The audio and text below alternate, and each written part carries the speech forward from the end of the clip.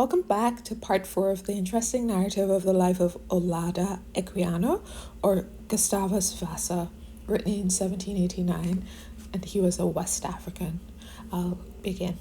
We practiced circumcision like the Jews and made offerings and feasts on that occasion in the same manner as they did. Like them also, our children were named from some event, some circumstance, or fancied foreboding at the time of their birth.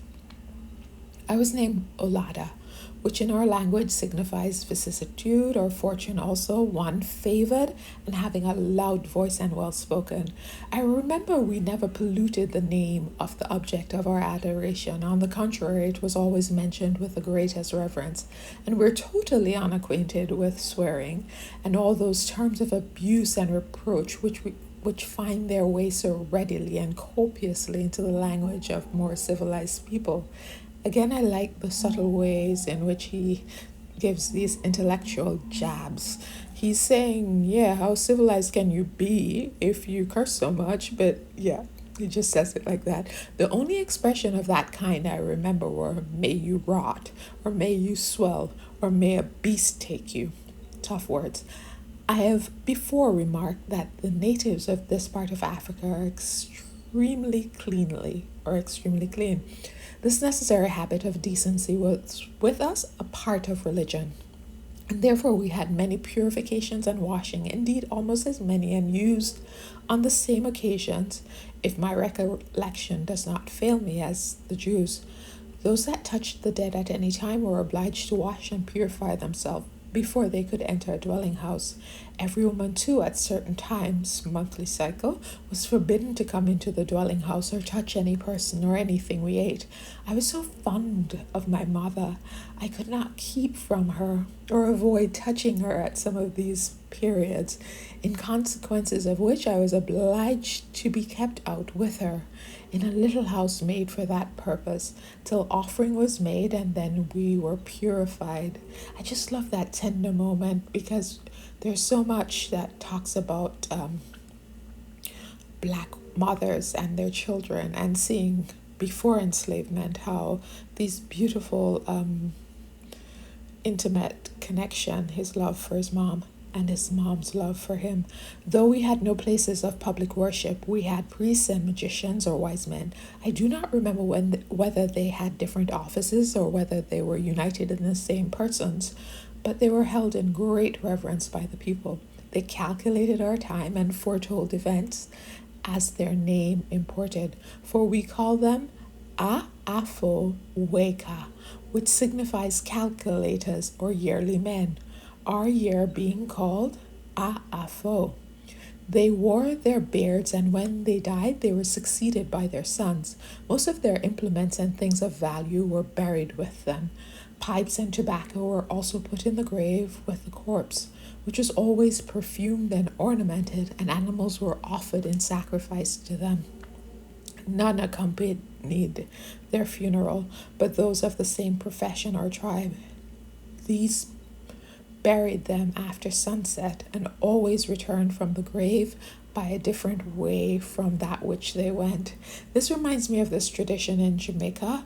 Whenever someone dies, you change the furniture, rearrange the furniture, a way of not allowing the duppy or the shadow self, the challenging parts of us, to return, because when they come back, they don't feel at home because it's not how they remembered it. Continuing.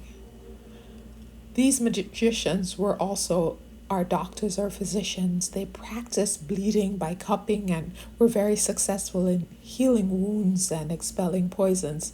They had likewise some extraordinary method of discovering jealousy, theft, and poisoning, the success of which no doubt they derived from their unbounded influence over the credulity and superstition of the people.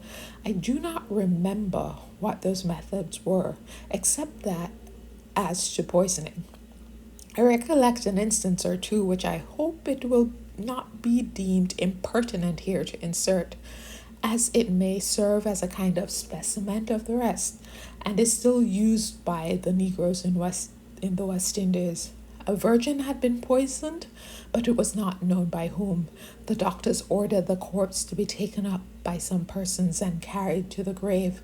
As soon as the bearer had raised it on their shoulders, they seemed seized with some sudden impulse and ran to and fro, unable to stop themselves. At last, after having passed through a number of thorns and prickly bushes unhurt, the corpse fell from them close to a house and defaced it in the fall.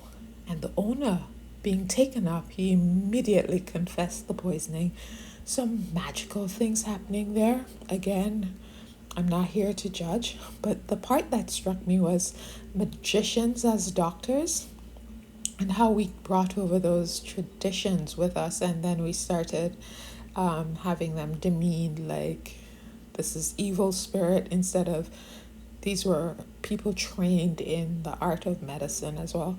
The natives, continuing, are extremely cautious about poison. When they buy an eatable, the seller kisses it all around before the buyer to show him it is not poisoned. And the same is done when any meat or drink is presented, particularly to a stranger. We have serpents of different kinds, some of which are esteemed ominous when they appear in our houses, and these we never molest. I remember 2 of those ominous snakes, each of which was as thick as the calf of a man's leg, and in the color resembling a dolphin in the water, crept at different times into my mother's night house, where I always lay with her. Again, the sweet moment, because he should have been in his dad's bed, but he was in his mom's, and coiled themselves into folds, and each time they crowed like a cock. I was desired by some of our wise men to touch these, that I might be interested in the good omens, which I did, for they were quite harmless, and would tamely suffer themselves to be handled. And they were put into a large open earthen pan and set on the side of the highway. Some of our snakes, however, were poisonous. One of them crossed the road one day when I was standing on it and passed between my feet without offering to touch me, to the great surprise of many who saw it. And these incidences were accounted by the wise men, and therefore by my mother and the rest of the people, as remarkable omens in my favor. Such is the imperfect sketch my memory has furnished with of this manner and custom of the people among whom I first drew my breath. And here I cannot forbear suggesting what has long struck me very forcibly.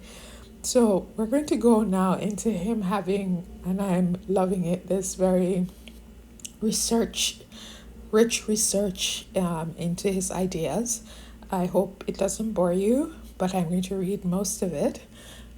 Struck me very forcibly, namely the strong analogy, which even by this sketch, imperfect as it appears, to prevail in the manner and customs of my countrymen and those of the Jews, before they reached the land of promise, and particularly the patriarchs while they were yet in the pastoral state, which is described in Genesis, an analogy which alone would induce me to think that one people had sprung from the other. Indeed, this is the opinion of Dr. Gill, who in his commentary on Genesis very ably deduces the pedigree of Africans from Afar and Afra, the descendants of Abraham and Keturah.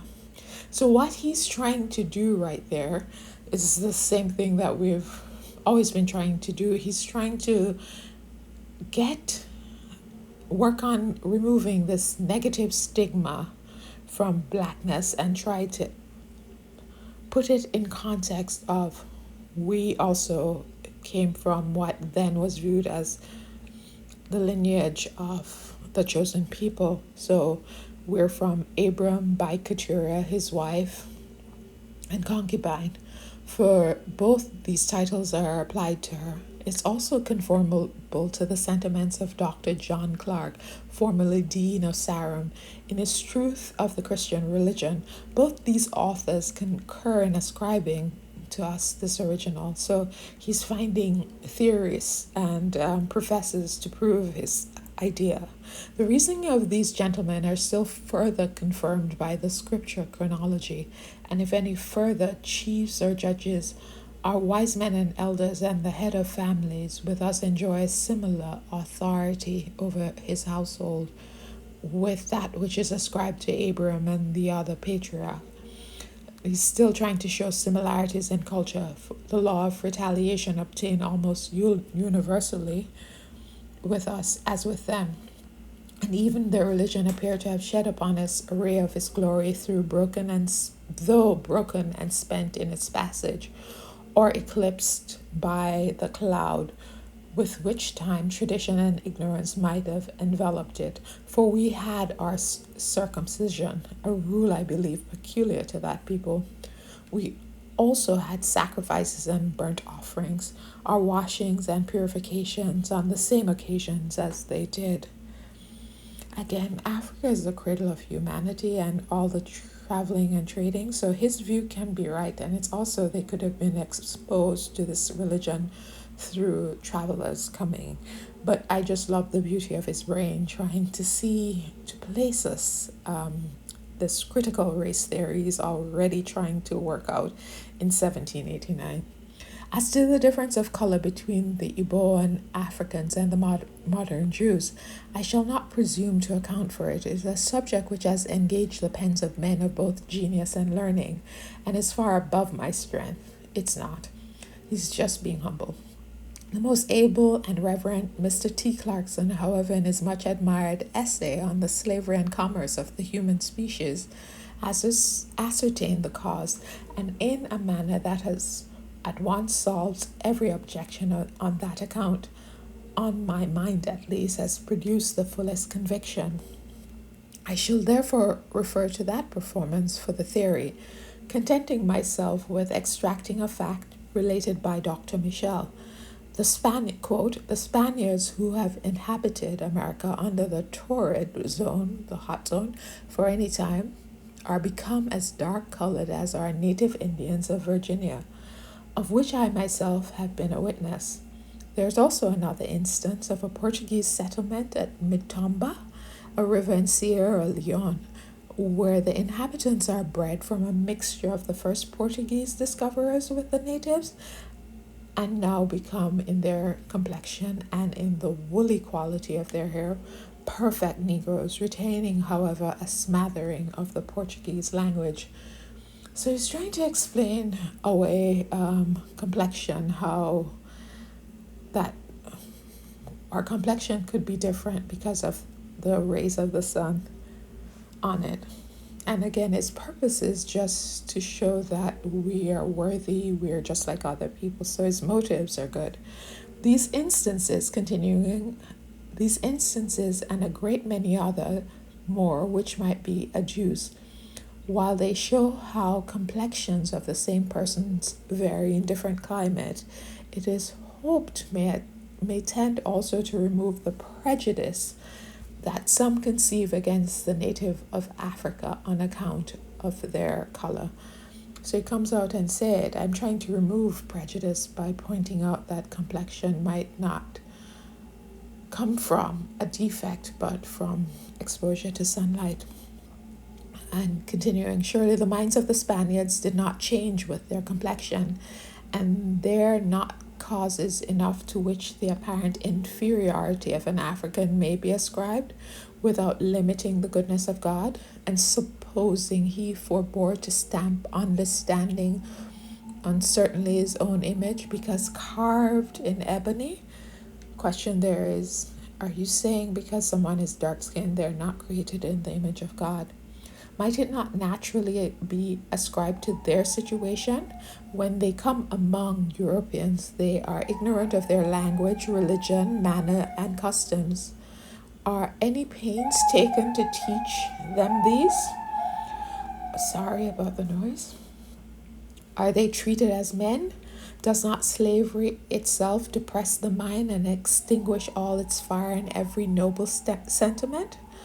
But above all, what advantages do not a refined people possess over those who are rude and uncultivated?